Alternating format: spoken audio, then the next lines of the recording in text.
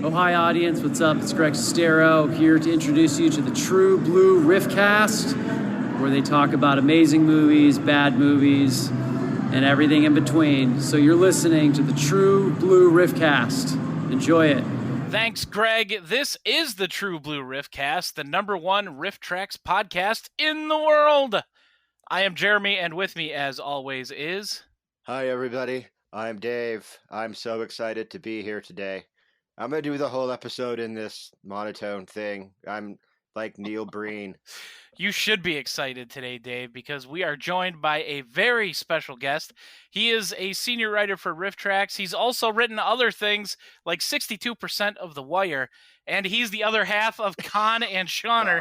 It's Sean Thomason. Hey, everyone. I'm going to be extra excited to counterbalance the Neil Breen. That's me. No, I don't think I could keep this up for the whole episode, and definitely not with Sean, because I'm so excited to talk to Sean Thomason today at the Thomason on Twitter. Guys, very excited to be here. Yes. Well, I may have made a slight miscalculation today. I posted on Facebook that we were going to be having you on, and I wanted to get some questions from people, and I have like 2 pages of questions. Holy crap. Yeah, we got quite a few. Wow. Sean, how are you? Hey, thanks, Dave. I'm doing very well today. How's your mother? She's good, actually. Thanks. Okay. Yeah. All right. I hope she's probably out walking today. My parents like to go walk this particular nature trail pretty much every day now that they're retired. So. Cool. So she's probably having a lovely afternoon. Okay, but you were going to say something before I interrupted you. Go ahead with that. Oh, I was just going to say that I assume all the Facebook questions are, who is Sean Thomason and why are you talking to him? Oh, no, we've got lots of good ones for you. Excellent. The first question I'm going to ask comes from @Spanky602. Sure. And I'm asking this based on the intro that I gave you, but they want to know how the running joke that you wrote most of The Wire got started. That's a good question. It's been a long time.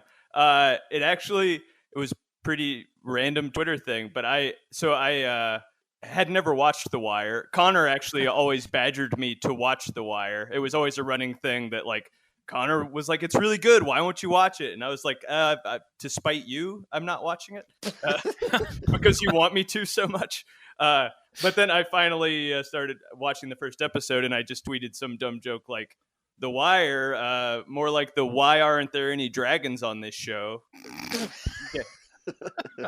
Game of Thrones was on at the time, and some people replied like, hey, The Wire is really great. You should watch it. And I just said as a response, I said, guys, I know it's great. I wrote most of The Wire just to be a dick. And then people liked that. And I don't know. I just weirdly turned it into my catchphrase. Nice. Now, Connor joined us a few episodes ago, and we were talking about the writing process for riffs and how the movies are kind of broken down into chunks for each of the writers to work on. Mm-hmm. Is that how it worked for Batman versus Superman? Did you guys only write for the segment of the movie that you did? We contributed to the Mike, Bill, and Connor. I mean, Mike, Bill. Who do I work with? Mike, Kevin, and Bill section also. And then we wrote our own section. Yeah, and then the other riffers all wrote their own section. So like Kevin and I can't remember any names. Trace and Frank. I'm sundowning, guys. Trace and Frank and Bridget and Mary Jo. Everybody wrote their own parts of it. Yeah. How was that making the transition from just writing to actually performing the riffs? It's cool, but it is funny. It's once you have to say the jokes out loud, you think about them differently. You know, for years we've mostly written for the guys and kind of know, oh, well, I'll write it a certain way, and Kevin would probably say this line this way. Bill would probably say this line this way. And then when you're writing for yourself, it's suddenly like, wait, how would I say this line? You know, what's my version? And it's fun to figure that out. But it does, it's much easier to put like a foul joke in someone else's mouth than your own or whatever. like, oh, I have to say these things now. Okay, all right. And then came Kid's Guide to the Internet, and you had to say all the foul jokes. Exactly. Yeah, I got to be the mean guy. Those are both great. Those 2 shorts that you guys did, by the way. Thank you so much. You guys are. We want more. Yeah, you guys have been so supportive. I thank you very much. We're looking forward to more. Yeah, movie. Anyway, okay, that's enough. I demand it. Yeah, that'd be great. If Connor gets his way, it'll be Baby Ghost. So we'll see. Oh, please. I shouldn't have even said it. Yeah. Well, he Baby mentioned ghost. he mentioned that too. Baby So. ghost. Connor is all about that thing. All right. That has my vote. Yeah. I mean, I know I don't get one, but it still gets my vote. You do. I want that. I want that so bad. It might be a thing where he's torturing me by making me watch it. That might be the way to approach that. Now we got a question from some guy named Matthew J. Elliott. Who? I think you're saying that wrong. I think it's Elliot. Elliott. It only has one T. Elliot. He wants to know where you get off being so good looking when the two guys in England both look like badly misshapen potatoes. Well, Matthew, first of all, I think you're a beautiful man. And well, Have you seen Matthew J. Elliott? Yeah, exactly. Okay. Well, it's like it's like Britain, it's like a different. I don't know. But as soon as I arrived in Los Angeles, they gave me the mandatory plastic surgery and everything and sculpt. So I was born looking much more like a troll doll. Okay. But they made you take the beard off and everything. Yeah, that's right. Yeah. Well, now it's a good thing I don't have one because then I couldn't wear a mask. That coronavirus beard chart that was going around. Yeah. Oh God! They told everyone to shave our beards, but anyway, I was ahead of that. So.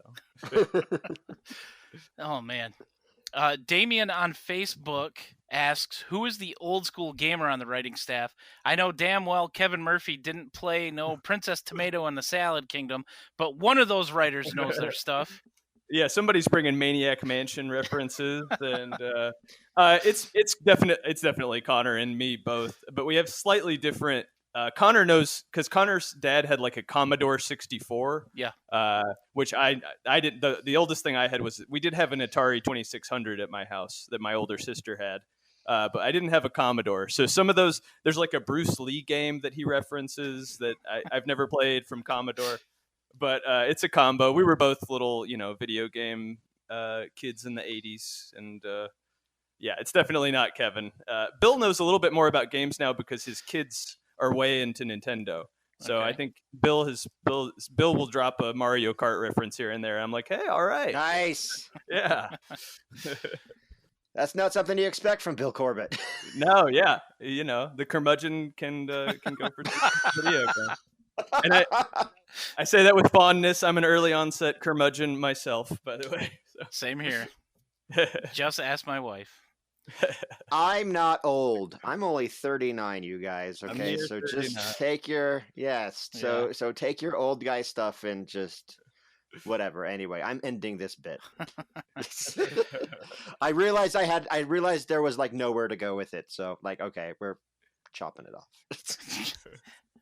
One of the questions we like to ask our guests, if you got stranded on a deserted island and you could only take 3 riffs to watch, what 3 would you take?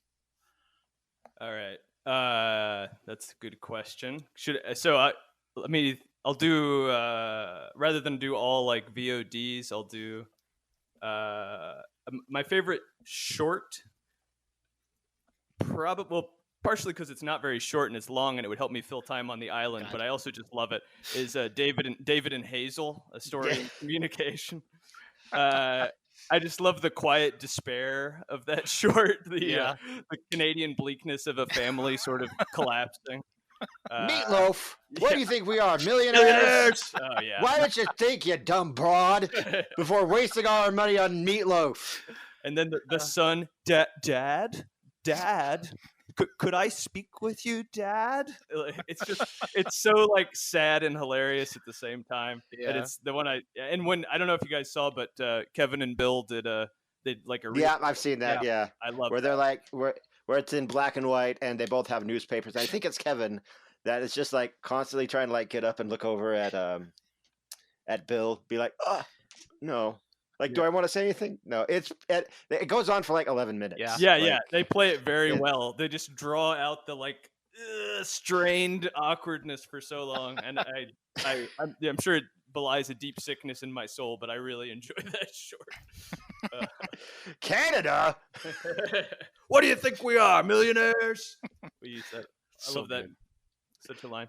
I love it when that line comes up in riffs. I think I like that one as much as I like Jim Dalen references. Oh, nice. Even all these years later, I can't. Yeah. Yeah, I love that. Oh, I'm the Vantina Dale, and I'm my brother. Yeah. And that's the stuff that we quote when we're hanging out, getting ready for a national show or whatever. Like those are the things that we yell at each other. For a regular release, it's tough.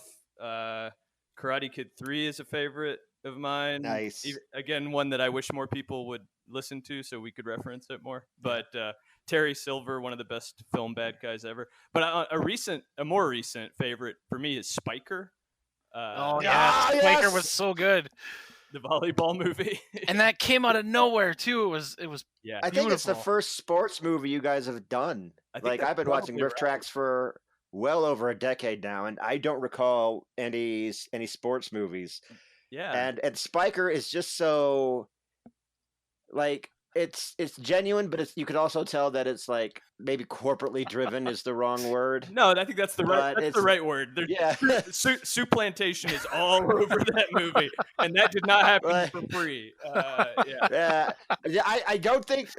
Here's the thing. I don't think Soup Plantation knew what certain elements of the movie was going to be. Right. And when is it? I think they go to. What Asian country do they go to? Like the Philippines or someplace? Yeah, I think they go to the Philippines. The star, Trick, whatever the big douchebag's name is, comes and he gets just completely wasted and buys 3 hookers and shows up to the investor meeting drunk with these hookers. At the sushi dinner, he just walks in. Yeah. And it's just you guys have sponsors that I'm pretty sure did you run this by them? Yeah.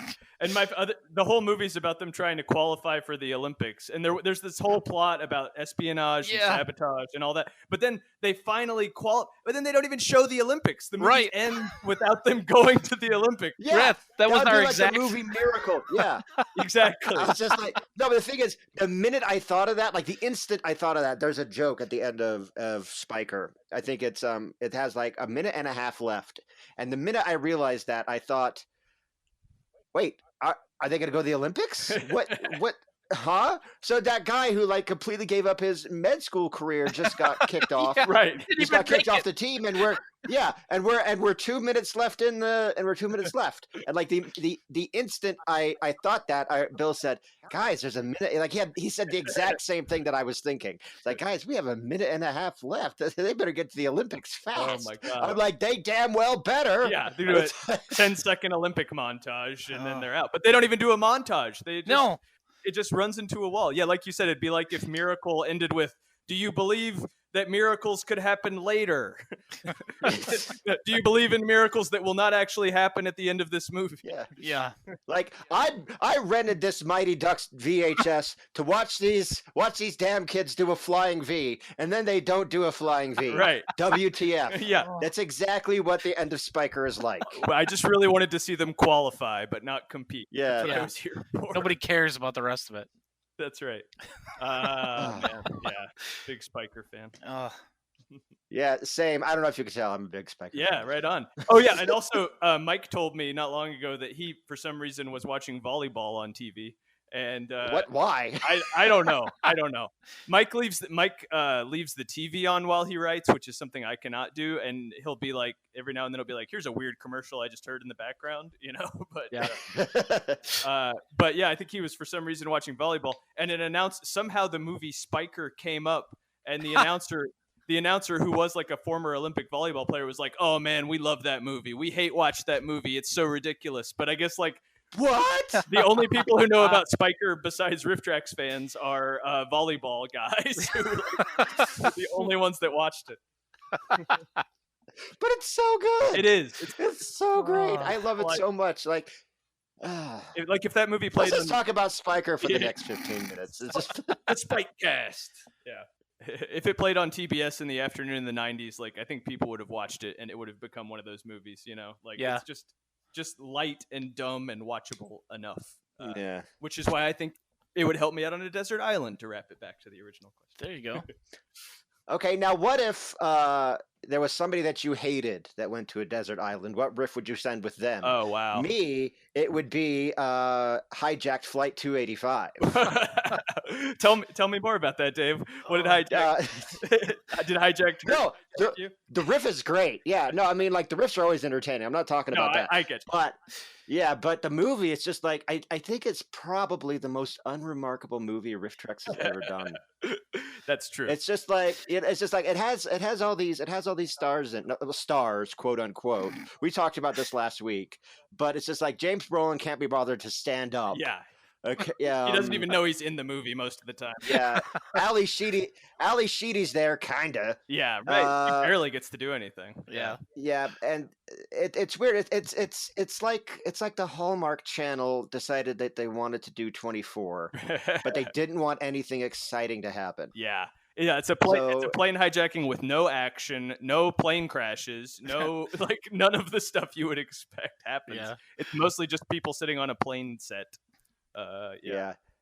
So if somebody I hated, like James Wen, was trapped on a desert island, I would send with him hijack 285. Right on. Or if that was not available, Sunset Strip, but we won't get into that. I mean, roller gator is obviously a very punishing thing to. I love roller gator. I love roller gator too, but most people do not want to be stuck watching that movie on a loop on a desert island. That's the one that jumps to mind.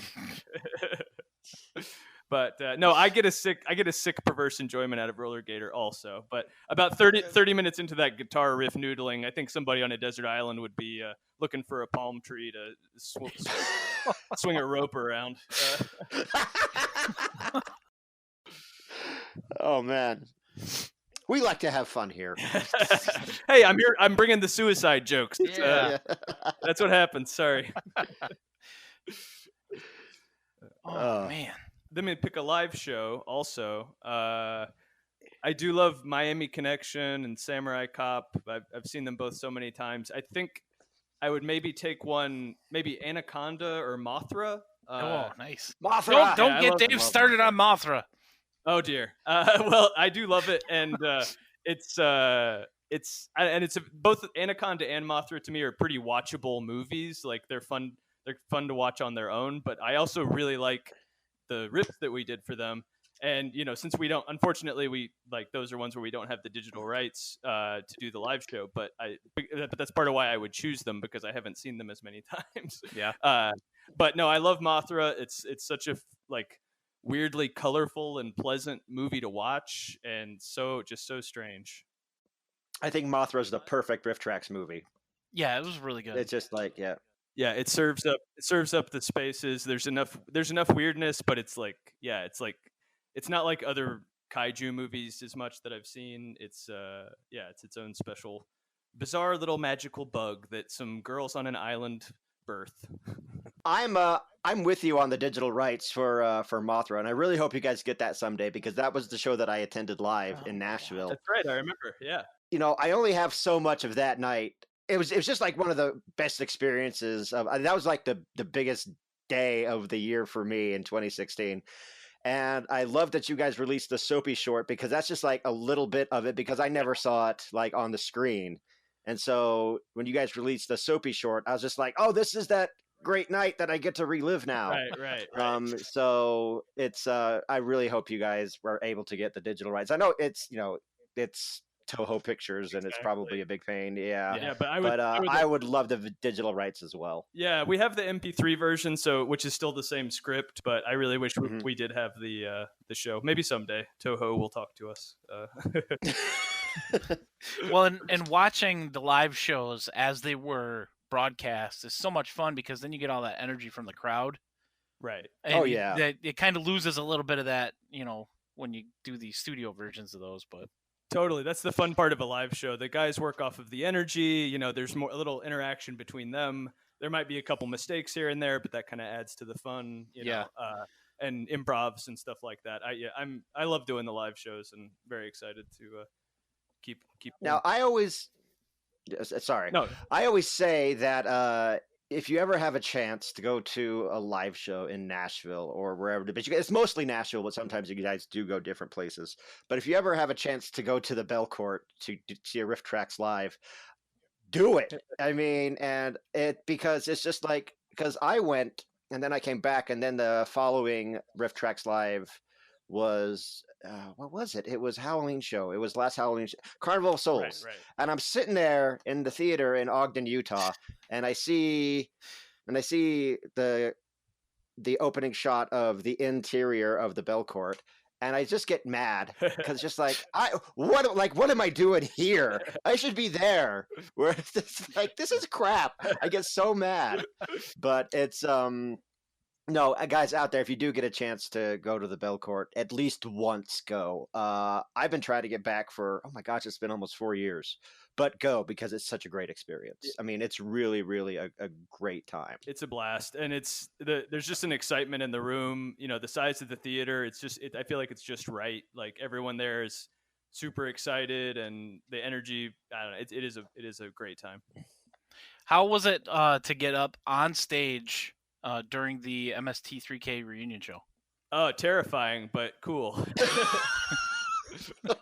It was, and we also didn't totally know. Connor and I didn't totally know we were going to be doing that until a couple days before. And the guys were very graciously like, "Hey, we think you guys should, come on stage and talk a little." And so then it was like, "What story am I going to tell? How should I portray myself in the most positive light? I know, I'll talk about eating bugs." So that I made that my legacy. Nice. On the MST3K reunion. But no, it was a great honor to be on stage with all these people who, I've been watching since I was young and who have obviously shaped and given me a career. And just to be up there, I just didn't want to blow it. But it was surreal and really cool. Yeah, I remember when that happened. I was like, Those are the guys that I know kind of from the internet. It's like, yay! I was really happy for you guys. Thanks, yeah. Everybody else was like, "Who are they?" No, everybody was very nice. One more, and then we'll let you get back to your very busy work of making everybody laugh. And these again, we're kicking them out. Yeah. We're kicking them out already. Yeah, he's got to get back to the riffs, man. I could tell you what I'm working on today. It's a little little early preview. Hope I don't get fired for giving it away. We're working on something. Please say that the words Neil Breen are involved. Yeah. So he's sitting in the desert with 7 laptops controlling the satellites of the universe right now. He's actually monitoring this call, so be careful what you say. Yeah. Working on a martial arts movie called Ninja Warlord. It's very 1973, very dubbed and very. And it's the funny thing to me about it is there's actually not that much martial arts. It's mostly about fishing taxation. What? This village is being too heavily taxed for its fishing boats by some Japanese guys. So it's like a Japan versus China kind of thing. But it's very goofy. I think nice. Yeah. So it's pretty much exactly the plot of RoboVampire. Yeah, exactly. Just without as many vampires who are not robotic in any way. These come from friend of the podcast, Margot. Hey, Margot. I know Margot. And much like we did with Connor, I'm going to read these just how she sent them. Ask him how his office plant is doing, if you would, please. And when is he writing a book, since pretty much everyone else has? Also ask him about riffing a short live in Nashville, either in June or October, because the people, meaning me, demand it. Wow, all right. There's a lot of demands on you today, Sean. Thank you, Margot. My office plant is doing well. It's thriving. I'm looking at it right now, and it's very well watered and happy, and it says hello. What is it? What is that? Audrey 2? You got Sean. No. I gave it a drop of blood and I never looked back. What was the second question? I have a bad brain. When is he writing a book since pretty much everyone else has? Oh, sure. I'll write a book about my office plant. I should have said I already wrote most of a book. I wrote most of Connor's book. No. It's called Little Shop of Horrors, the reality. Yeah. I'm in jail. Little Shaun of Horrors. Yeah, there you go. That's the kids book.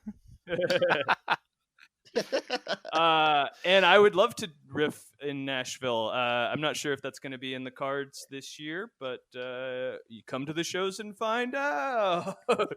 I probably won't be, but I would.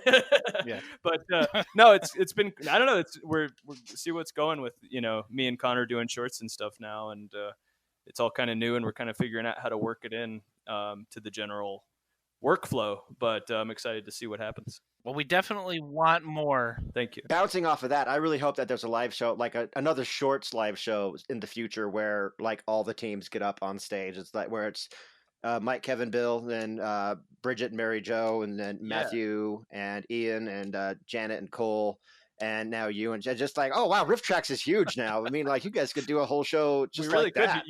That's a show right there, and I love those shorts shows. So I'm glad you like that format. I think it's really fun. You get a lot of different. I love shorts. The shorts are some of my favorite things that we do. Same.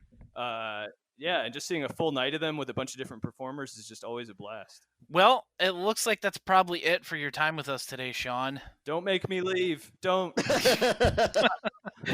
Don't make me go back to work. I don't want to go watching these terrible movies. Yeah, I don't want to go back to Ninja Warlord. I'm scared. Thank you so much for joining us. It's been a real guys. pleasure having you. Thank you. Yeah, very it's hey, come back soon and we'll do a deep dive on just like all of it, all of Rifftrax, 100% of it.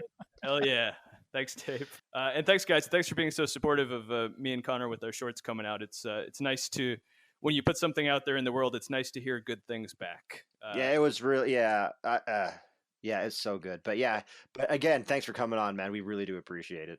I had a blast. Thanks. If you guys haven't yet, make sure you watch Kids Guide to the Internet and Bicycle Safety Camp. They are great riffs. Oh, and also donate to the Kickstarter. Oh, yeah, that's right. We're going. Stretch goals announced this week. Yeah. Hobgoblins. Mortal Kombat. Yes, Get some I Mortal really Kombat want to in do there. that one. That'd be awesome. Hey, do you remember when our parents died? It's an actual line from Mortal Kombat. That had slipped my mind. I didn't remember that happening. I guess it did. Yeah. Sorry. All right. Thanks, John. All right, later, guys. That's going to do it for us this week. I'm Jeremy. You can find me at pbandawesome.com. You can find me on Facebook, Twitter, and YouTube at pbandawesome. You can send me emails, jeremy@trueblueriffcast.com. And you can follow the podcast on Twitter at tbriffcast. And I'm Dave Chadwick, a.k.a. Sugar Ray Dodge. Check me out on the web at sugarraydodge.com. Send me emails at dave@trueblueriffcast.com. We will see you guys next week here on the True Blue Riffcast.